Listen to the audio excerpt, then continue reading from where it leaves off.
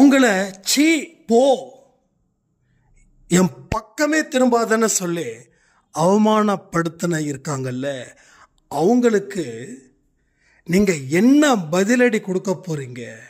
அதுதான் இந்த பதிவு. அவமானத்தின் பிறப்பிடமா என்ன நீங்க? அப்படி இல்லை. ஒரு விஷயம் மட்டும்தான் இங்க இல்லை. அதனால தான் இத்தனை அவமானங்கள் தொடர்ந்து இருக்குது. அதாவது பலமே இல்லாதவன் கிட்ட நீங்க தோத்துக்கிட்டு இருக்கீங்க. பலமே இல்லாதவன் கிட்ட தோத்துக்கிட்டு இருக்கீங்க. எங்க நீங்க அவமானப்படுத்தினீங்களோ அந்த இடத்துக்கே திரும்ப போங்க. இந்த இடத்துல ஒரு சின்ன பயிற்சி, ஒரே நாள் பயிற்சி தான், 10 முறை. அந்த 10ல் நீங்க 1ல் பாஸ் ஆயிட்டீங்கன்னா கூட எஸ், நீங்க பட்ட அவமானத்துக்கு ஒரு எதிர்வினையை இந்த வரக்கூடிய நாட்களில் நீங்க ஆற்றுவீங்க. அப்போ உங்க தலையில கிரீடம் இருக்க போகுது. உங்க வாழ்க்கையில் இருக்கக்கூடிய பிரச்சனைகள் விலகி ஓட போகுது. நம்பிக்கையோட செயல் புரிபவர்களுக்கு கடவுள் முதல் இடம் அளிக்கிறார். வாழ்க்கையை வெல்வதற்கு உண்டான வழிகள் எங்கேயாவது தெரியணும், என்ன பண்ணணும் அப்படின்னு கேட்டீங்கன்னா இந்த பதிவு அதற்கு பதில் சொல்லும். ஓம் சாயிரா சாயிரா, ஓம் சாயிரா சாயிரா, ஓம் சாயிரா சாயிரா, அன்பே சாயிரா, பேரன்பே சாயிரா, அகிலம் தளிக்க ஆத்மா விழிக்க அனுதினம் சாயிரா, எங்கள் அன்பே சாயிரா. ஒன்றே இறைவன், ஒன்றே பூமிக்கென்றும் சாயிரா, சரணம் சாயிரா, நன்றே செய்து வாழ்வோம், நாம் ஒன்றே செய்து வாழ்வோம், அன்பே சாயிரா.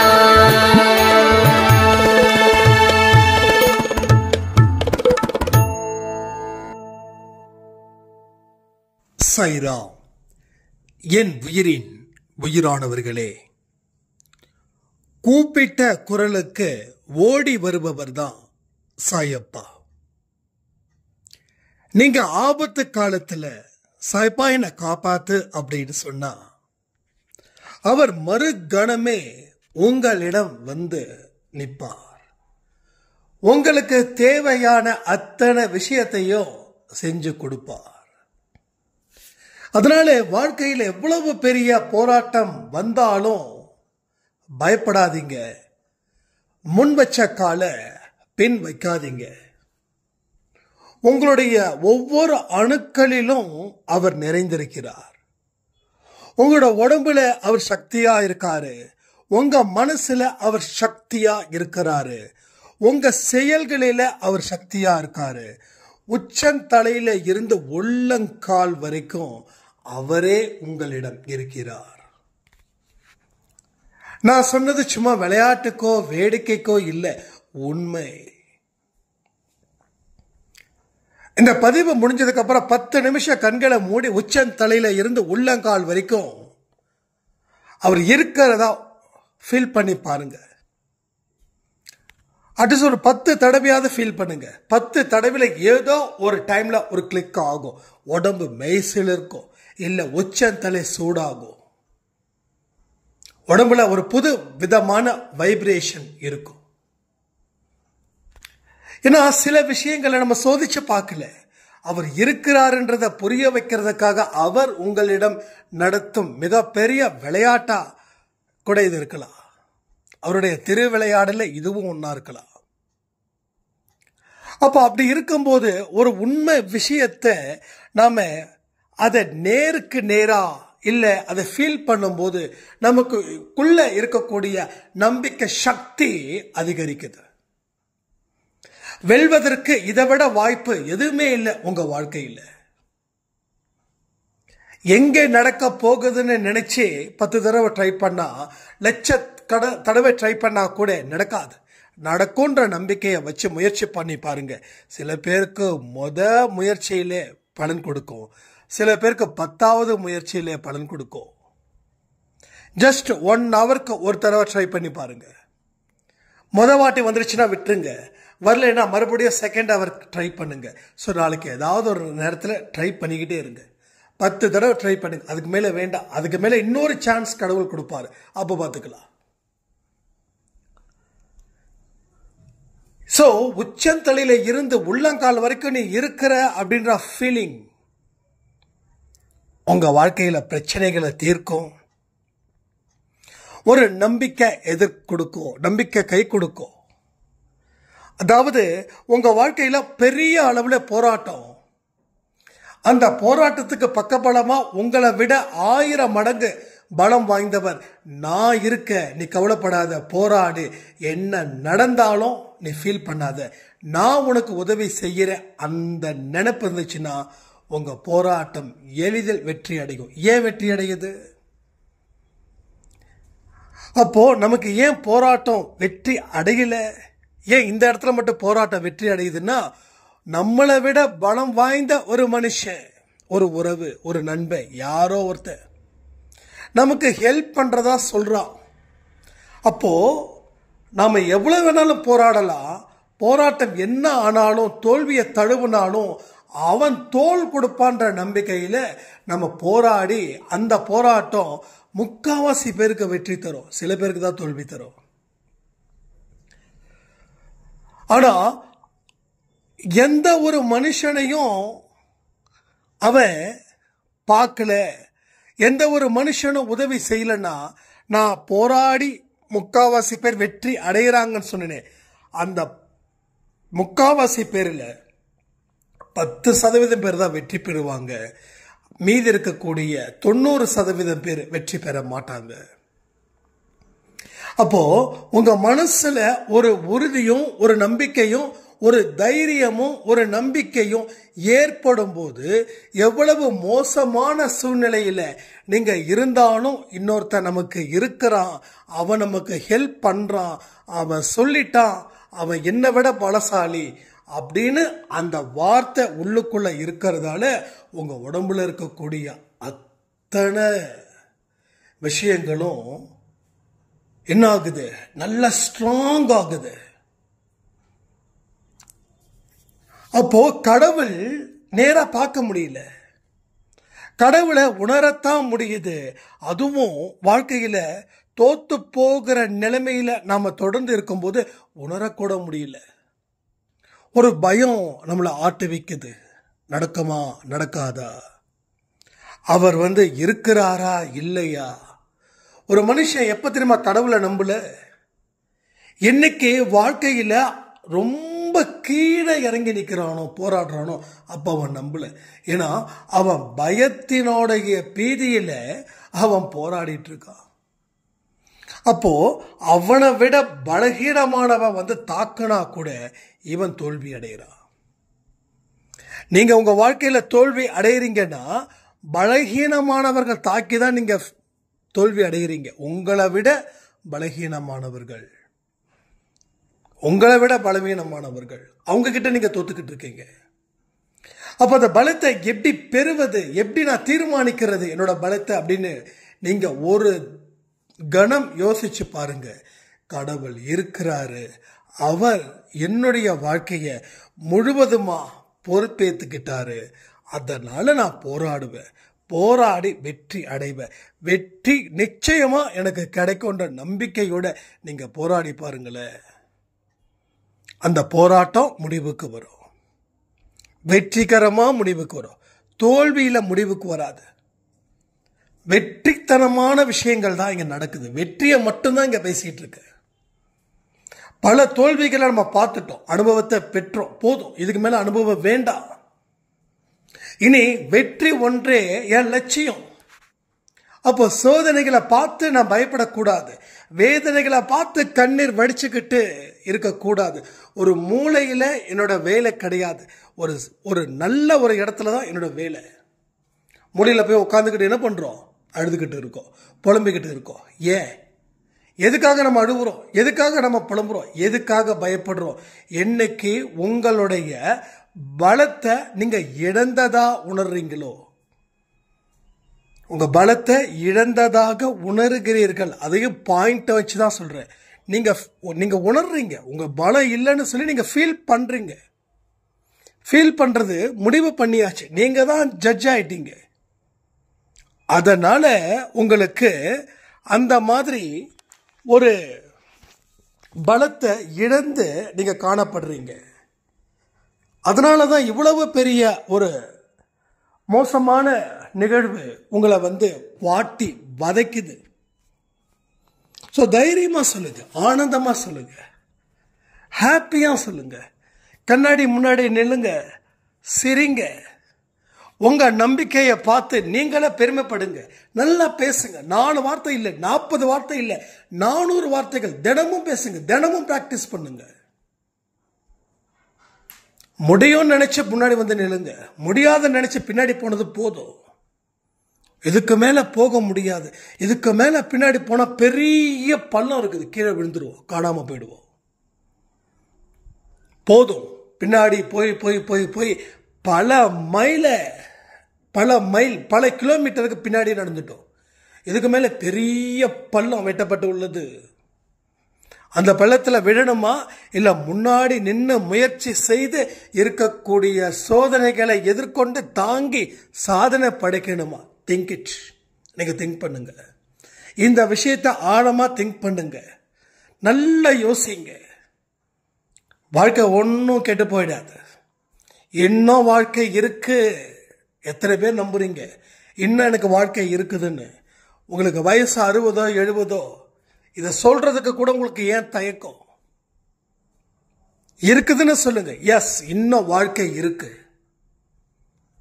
அடுத்த நொடிய மரணத்துக்கு உண்டான நொடியா கூட இருக்கட்டும், ஆனா இந்த நொடியில நான் வாழ்ந்துகிட்டு இருக்கேன். எஸ், வாய்ப்பு இருக்கு.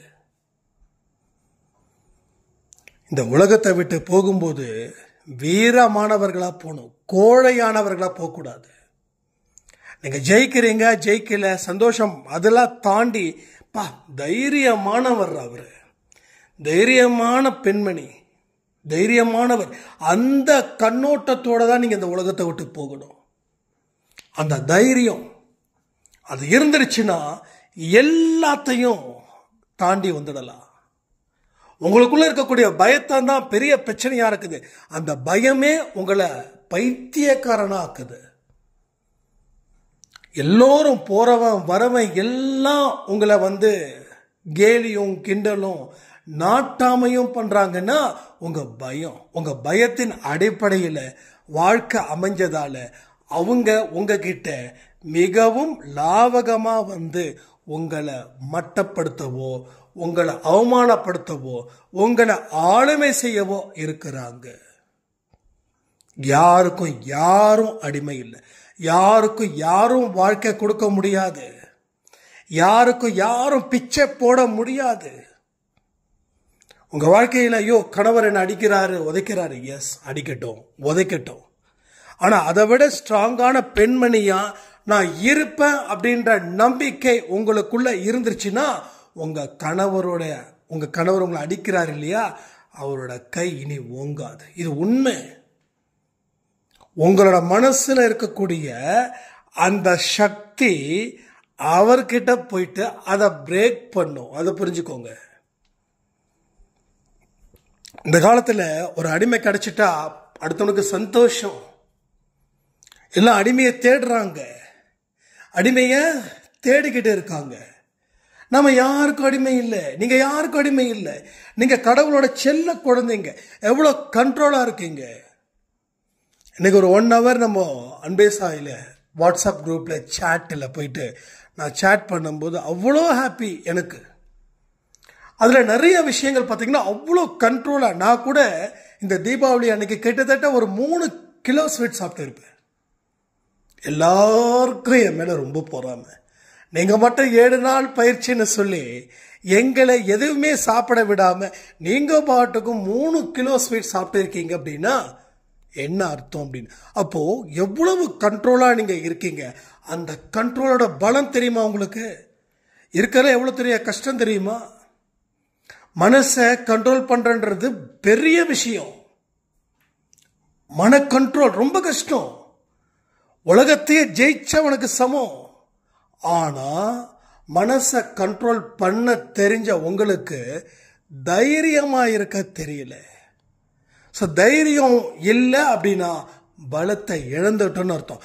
பலம் இருக்கு, பயம் இல்லை. சொல்லுங்க, பலம் இருக்கு ஆனா பயம் இல்லை. பயம் இருந்தா பலம் இல்லை. அப்போ பயம் இல்லாம இருந்தா நீங்க பலசாலி, பயம் இருந்தா நீங்க கோழை. கோழையா இருக்கிறது இந்த உலகம் கொண்டாடுதா, இல்ல தைரியமா இருக்கிறவனே இந்த உலகம் கொண்டாடுதா? ஜஸ்ட் திங்க் பண்ணி பாருங்க. நான் சொல்றது எல்லாமே ரொம்ப சிம்பிளான வேர்ட்ஸ் தான், பெரிய குழப்பத்தெல்லாம் கொடுக்கல. அதாவது வேற மீனிங்லாம் சொல்லல, ஒரே மீனிங், ஒரே அர்த்தம். முடிஞ்சா போராடுங்க, முடிஞ்சா போராடுங்க. முடியலையா அமைதியா இருங்க. அமைதியா இருந்தாலும் வாழ்க்கையில வளம் சேரும். போராடுனா வாழ்க்கையில வெற்றி கிடைக்கும். வெற்றிக்கு பின் ஒரு அமைதி, அது இன்னும் சூப்பரா இருக்கும். எல்லாத்தையும் சாதிச்சிட்டோம், ஆனா இந்த அமைதி எதுவுமே சாதிக்க முடியலையே அப்படின்ற ஒரு ஃபீலிங் மட்டும் இருந்துகிட்டே இருக்கும். அந்த ஃபீலிங் உங்க வாழ்க்கையில வரக்கூடாதுன்றதுக்காக தான் போராடுங்கள். முடிந்தவரை போராடுங்கள், முடிஞ்ச வரைக்கும் போராடுங்க. எத்தனையோ பேருடைய சரித்திரத்தை நம்ம திரும்பி பார்க்கலையான்னு, ஒரு 4 பேரை தான் நம்மளால போராட முடியல. ஆனா எத்தனையோ பேர் லட்சக்கணக்கான போராட்டங்களா போராடி வாழ்க்கையில வாழ்ந்தவங்க, ஜெயிச்சவங்க எத்தனை பேர். கொஞ்சம் நீங்க திங்க் பண்ணி பாருங்க. உங்களோட திங்கிங் கெப்பாசிட்டி குறைஞ்சிருக்குதுன்னு நினைக்கிறேன். ஏன் குறைஞ்சிருக்குதுன்னா, மனசுல அவ்வளவு கஷ்டம், எதிர்மறை எண்ணங்கள், முடியாதுன்ற ஒரு வார்த்தை தொடர்ந்து நீங்க பயன்படுத்துறீங்க. என்னால முடியாது, இதற்கு மேல வாழ முடியாது. எல்லா மனுஷங்களும் இந்த வார்த்தையை அதிக காலம் யூஸ் பண்ணியிருப்பாங்க. நான் உங்ககிட்ட கேட்கிறேன், கமெண்ட்ல ஆன்சர் பண்றீங்களா? முடியாது அப்படின்ற விஷயத்தை சுமாரா உங்களுக்கு தெரிஞ்ச எத்தனை காலத்தை, எத்தனை வருஷமா தொடர்ந்து பயன்படுத்தினீங்க? நான் சொல்லவா, என்னால முடியாதுன்றது ஒரு 5 வருஷமாவது நான் தொடர்ந்து ஃபாலோ பண்ணியிருப்பேன். முடியாதுன்னு. அப்ப முடியாதுன்னு தொடர்ந்து நான் 5 வருஷமா வாழும்போது வாழ்க்கையில ஒரு சின்ன அடிய கூட என்னால எடுத்து வைக்க முடியல. அதே முடியும் அப்படின்னும் போது எத்தனை அடி வேணாலும் எடுத்து வைக்க ரெடியா இருக்கு. ஒரு நாளைக்கு வாக்கிங் 40 நிமிஷம் நடக்கிறேன்னா 5 நிமிஷம், நான் சும்மா ஒரு பேருக்காக சொல்றேன், சாரி, ஒரு 40 நிமிஷம் நடக்கிறேன்னா குறைஞ்சது ஒரு 4000 இருந்து 5000. ஆனா ஒரு நாளைக்கு நான் நடக்கிற நட எத்தனை அடி எடுத்து வைக்கிறேன்னா குறைஞ்சபட்சம் 20,000 அடி. எனக்கு காலே வலிக்கல. நான் ஆடியோ கொடுக்கும் போதும் அத்தனை அடி எடுத்து வைக்கிறேன், வாக்கிங் போகும்போதும் அத்தனை அடி எடுத்து வைக்கிறேன், ஆபீஸ்ல நடக்கும்போது, போகும்போது, வரும்போது எல்லாமே. அப்போ ஒரு சந்தோஷம், ஒரு ஆரவாரம் எல்லாமே சேர்ந்து இருக்குது. ஆனா முடியாதப்போ என்னால ஒரு அடி கூட எடுத்து வைக்க முடியல. நான் ரொம்ப டயர்ட் ஆயிட்டேன், ரொம்ப டயர்டு, என்னால முடியல, எடுத்து வைக்க முடியல. பயம், தலை சுத்தல், இதெல்லாம் நடந்தது அந்த வருஷத்துல. முடியாதுன்னு நினைச்ச வருஷத்துல எல்லாம் நடந்தது. ஆனா முடியும்னு நினைச்ச வருஷத்துல வாழ்க்கையில எத்தனை அடியை வேணாலும் கடக்க முடியும், எங்க வேணாலும் வாழ முடியும். எந்த இடத்துல எவ்வளவு கஷ்டம் இருந்தாலும் சரி, நம்மளால முடியும்ன்ற விஷயம் மட்டும் எப்பயும் நிக்குது. அப்ப முடியும்ன்ற வார்த்தை எவ்வளவு பெரிய மந்திர சொல். ஆனா இந்த முடியும்ன்ற வார்த்தைக்கு தான் உலகத்துல அத்தனை மந்திரத்தையும் நம்ம சொல்லிக்கிட்டே இருக்கோம். காயத்ரி மந்திரம் சொல்றோம், அந்த மந்திரம் சொல்றோம், இந்த மந்திரம் சொல்றோம். எதுக்காக? முடியும் அப்படின்றதுக்காக.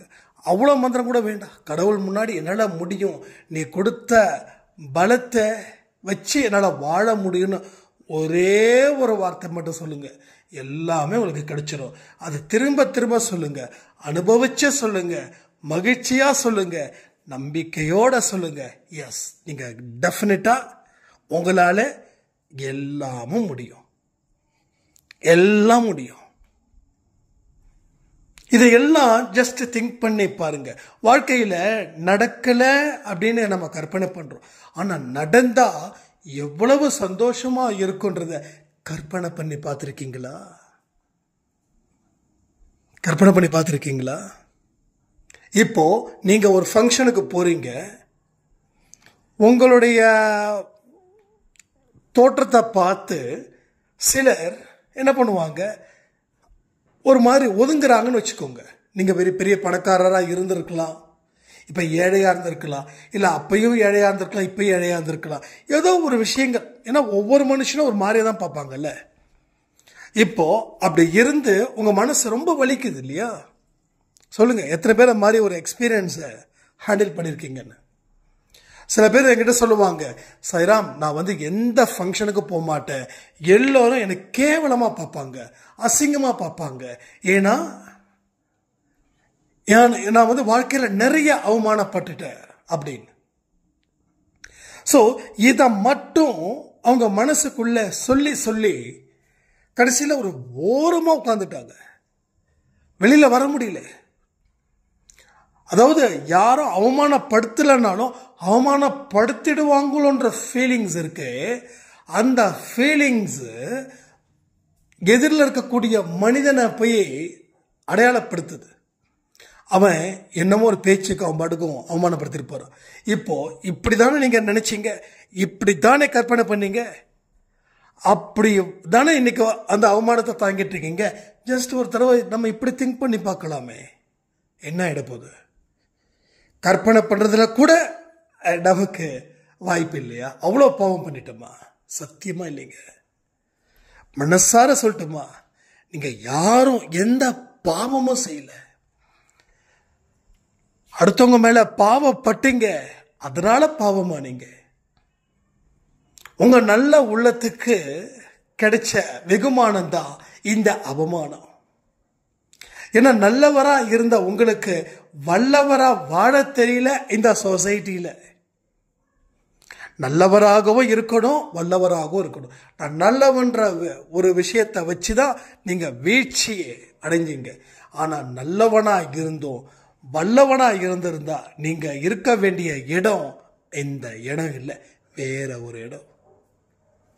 அந்த இடத்துல எல்லா மக்களும் உங்களை அவ்வளவு தூரம் மரியாதை செலுத்துவாங்க. உங்களை யாரும் சீ போ அப்படின்ற ஒரு வார்த்தை சொல்ல மாட்டாங்க. வாங்க கிட்ட வாங்க, உங்க கூட நிற்கிறத ஒரு பெருமை அப்படின்னு நினைப்பாங்க. அது மாதிரி கற்பனை பண்ணி பாருங்க. ஓகே, அது மாதிரி கற்பனை பண்ணி பாருங்க. இது வரைக்கும் நான் இந்த இடத்துக்கு போனா என்ன அவமானமா நினைப்பாங்களேன்னு சொல்ற இடத்துக்கு நாளைக்கோ நாளை மறுதினமோ போங்க, தில்லோட போங்க. தில் இருக்கு உங்களுக்கு. தில் யாரு கொடுத்தா? அவர் கொடுத்தாரு. யாரோட குழந்தை? அவரோட குழந்தை. அப்படி இருக்கும்போது நீங்க ஒதுங்கலாமா? ஒதுங்கினா தப்பு இல்லையா? சொல்லுங்க, ஒதுங்கினா தப்பு இல்லை? ஒதுங்கினா தப்பு. ஒதுங்காதீங்க, தில்லோட போங்க, தைரியமா பேசுங்க. தலைய குனிஞ்சுக்கிட்டு ஏன் போனோம்? நம்ம என்னங்க அடுத்தவங்க சொத்தை கொள்ளடிச்சிட்டோமா? இல்ல அடுத்தவங்க வாழ்க்கையை கெடுத்துட்டோமா? இல்ல யாராவது கொலை பண்ணிட்டோமா? எதுவுமே செய்யல. அள்ளி கொடுத்த கை உங்க கை, செவந்த கை. அள்ளி கொடுத்து செவந்த கை உங்க கை. அப்ப என்ன உங்களுக்கு? ஏன் போகக்கூடாது? கெட்டவனே இவ்வளவு தூரம் சிறப்பா இருக்கிறான்னா ஒரு நல்லவன் சிறப்பா இருக்கக்கூடாதா? கெட்டவன் இவ்வளவு சந்தோஷமா இருக்கிறானா நான் நல்லவன்டா, கடவுளோட குழந்தைடா, அடுத்தவனுக்கு மனசால கூட எதையுமே நினைக்காதவன்டா நான். அப்ப நான் நிமிர்ந்து நிக்க கூடாதா? என்ன லாஜிக் இது? சோ போங்க, நில்லுங்க, தைரியமா இருங்க. யாரு என்ன அவமானப்படுத்தினாலும், உங்க முகத்துக்கு நேரா பேசினாலும் ஜஸ்ட் ஸ்மைல் பண்ணிட்டு வெளில வாங்க. மனசுல ஏத்திக்க வேண்டாம், ஆர்குமெண்ட் பண்ண வேண்டாம். குலைக்கிற நாய் குலைச்சிக்கிட்டு தான் இருக்கும், குலைக்கிற நாய் கடிக்காது. பேசுறவன் பேசிட்டு தான் இருப்பான், அவனுக்கு பேச மட்டும்தான் தெரியும், வாழ தெரியாது. அடுத்தவன் மனசை காயப்படுத்த தான் தெரியும், அடுத்தவனோட மனசை சந்தோஷப்படுத்த தெரியாது அவனுக்கு. அதனால அவனெல்லாம் ஒரு பொருட்டா நினைச்சுக்க வேண்டாம். நீங்க எப்பேற்பட்ட மனுஷங்க அப்படின்றது இனிமே கடவுள் காட்டுவாரு பிறர் மனிதர்களிடம். ஞாபகம் வச்சுக்கோங்க. ஸோ அவ்வளவு பெரிய ஒரு எக்ஸலண்டான விஷயங்கள் உங்க வாழ்க்கையில நடக்க இருக்குது. அதற்கு நீங்க தயாரா இருக்கிறது மிக மிக முக்கியம். இப்போ நான் சொன்னேனே, எத்தனை பேர் இதெல்லாம் செய்யறதுக்கு தயாரா இருக்கீங்க அதை சொல்லுங்க முதல்ல. ஏன்னா நான் பாட்டுக்கு பேசிக்கிட்டே இருந்து நீங்களும் ஓகேப்பா ஓகேப்பா பண்ணிடலாம்ப்பான்னு சொல்லி ஃபைனலா பேக் அடிச்சிங்க அப்படின்னா இப்போ எப்படி இருக்கீங்களோ அதே போலதான் அப்படி இருப்பீங்க. ஸோ என்ன வார்த்தை வரும் தெரியுமா? உங்களுக்கு எதிரில் இருக்கிற மனுஷங்க, சீ போ, நீ எல்லாம் என் முகத்துல முழிக்காத, உனக்கு என்ன தகுதி இருக்குது, இந்த மாதிரி கேட்பாங்க. உங்க முன்னாடி போங்க, தைரியமா நில்லுங்க, கடவுளை மனசுல வைங்க, நெஞ்சில தைரியத்தை வைங்க, பலத்தை வைங்க. உங்க பலம் நீங்க வாயை திறக்காமலே பேசும். நீங்க யாருன்னு சொல்ல வேண்டிய அவசியம் இல்லை, எங்கேயும் சொல்லாதீங்க. நான் கடவுளோட குழந்தை, என்னை பகைச்சிக்காத, அந்த வார்த்தை வேண்டாம், அது வேஸ்ட். கடவுளை பத்தியே தெரியாதவங்க, கடவுளோட பலத்தை பத்தி தெரியாதவங்க கிட்ட நீங்க பேசுறது ஒரு செவிடங்காதுல பேசுறது போல. So there is no result, only one result. என்ன தெரியுமா? மௌனம், மனசுல நம்பிக்கை. இது ஒன்றுதான் உங்க வாழ்க்கையா இருந்துச்சுன்னா உங்க வாழ்க்கையில அத்தனையும் கடவுள் மாத்துவார், அத்தனையும் கடவுள் மாத்துவார். இந்த ஆடியோ முடிஞ்சதுக்கு அப்புறம் அந்த சொன்னதை செய்யுங்க. உங்க உச்ச தலையில இருந்து உள்ளங்கால் வரைக்கும் கடவுள் இருக்கிறாருன்ற ஒரு ஃபீல் உங்க இந்த பதிவின் மூலமா உங்களுக்கு நல்லாவே கிடைக்கும். இல்ல இந்த பதிவு இன்னும் நான் கேட்கணும் அப்படின்னா எகைன் கேளுங்க, கேட்டுட்டு அப்புறமா பயிற்சியை தொடங்குங்க. பயிற்சியை சட்டுன்னு தொடங்கிட முடியாது இல்ல, நம்ம பலம் என்னன்னு தெரியாம தொடங்கிட முடியாது இல்ல. நம்ம போராடுறோம் அப்படின்னா என்ன போராட முடியும்? நாம ஸ்ட்ராங்கா இருந்தாதான் போராட்ட களத்துக்கு போகணும். அப்போ இந்த புரிதல், இந்த பதிவில் இருக்கக்கூடிய முழு புரிதலை புரிஞ்சுக்கிட்டா அந்த 10 தடவை ட்ரை பண்ணுங்க. ஆனா இப்பயும் சொல்றேன், 10 தடவை எனக்கு வரலன்னா மறுபடியும் சொல்றேன், உங்களுடைய தைரியத்தை இழக்காதீங்க. வேறு ஒரு வழி உங்களுக்கு கடவுள் நிச்சயமா கொடுப்பார். அது அடுத்த சில பதிவுகள் மூலமா நடக்கும். ஒன்னே ஒண்ணுதான் சொல்றேனே, நான் இந்த இடத்துல ஸ்ட்ராங்கா இருப்பேன். இது ஒன்னே ஒண்ணுதான் நீங்க தெரிஞ்சுக்க வேண்டியது, புரிஞ்சுக்க வேண்டியது. யாரும் உங்க கிட்ட நெருங்க கூட முடியாது. நீங்க ஒரு கரண்ட் மாதிரி, அன்பா நெருங்கினா அவங்களுக்கு பெஸ்ட். உங்களை எதிர்க்கணும்னு உங்ககிட்ட நெருங்கினாங்கன்னா கரண்ட்ல கை வச்சா என்னப்பாகும்? அதுதான் இங்க நடக்கும், அதுதான் நடந்துகிட்டு இருக்குது இங்க. ஸோ எந்த இடத்துலையும் நம்ம மனசு தைரியமா ஃபோக்கஸ் பண்ணுங்க. உங்க வாழ்க்கை டோட்டலா சேஞ்ச் பண்ணுங்க. இது வரைக்கும் வாழ்ந்த வாழ்க்கை வேஸ்ட். அடிச்சு சொல்றேனே, நம்பிக்கை இல்லாத வாழ்க்கையை வாழ்ந்தோம். அதனாலதான் சொல்றேனே, போறவன் வரவன் எல்லாம் ஏமாத்தணும். ஏமாற்றுவதற்காக நம்ம பிறக்கல, அடுத்தவனை ஏமாத்துறதுக்கு நம்ம பிறக்கல. நல்லவனா வல்லவனா இந்த மண்ணில் வாழ்ந்து சாதிக்கணும். அந்த இடத்துல தான் நாம இருக்கணும். அப்பதுக்காக தான் இந்த பிறவி, அதற்காக தான் சாய்ப்பா நம்மளை தேடி வந்திருக்கார். பாருங்களேன், அவர் முகத்தை பாருங்க, அவரோட முகத்தை மட்டும் பாருங்க, ஒரு செகண்ட் பாருங்க. அப்படியே கேட்டுட்டு இருப்பீங்கல்ல, சாய்ப்பாட போட்டோ இருக்கும்ல, பாருங்க. இதை பார்த்து இதிலே ஓடும் பாருங்க. நம்ம பின்னாடி பேக்ரவுண்டு தான் பேசிகிட்டு இருக்கோம். ஃபோட்டோ இருக்கா? ஜஸ்ட் பாருங்க. அந்த வார்த்தையை கவனிங்க. அந்த வார்த்தை உங்களுக்காக சொல்லப்பட்டது. இந்த வார்த்தையோடு ஏன் நம்ம கொடுக்குறோம், ஆடியோ எடிட் பண்ணுறோன்னா, அந்த நான் கொடுக்குற பேச்சும் அந்த வார்த்தையும் உங்களை வாழ்க்கையை மாற்றணும் அப்படின்றதுக்காக மட்டும்தான். ஸோ எல்லாமே இங்கே முடியும். எல்லாம் கூடும் அவரால். யாரால்? அவரால். அவர் இல்லை என்றால் நம் வாழ்க்கை 0. அவர் இருக்கிறாருன்னா நம்ம வாழ்க்கை 100 மார்க். அதில் ஒரு 1/4 மார்க்கு கூட குறையாது. 100க்கு 100 மார்க். எஸ், 100% 100க்கு 100 மார்க்.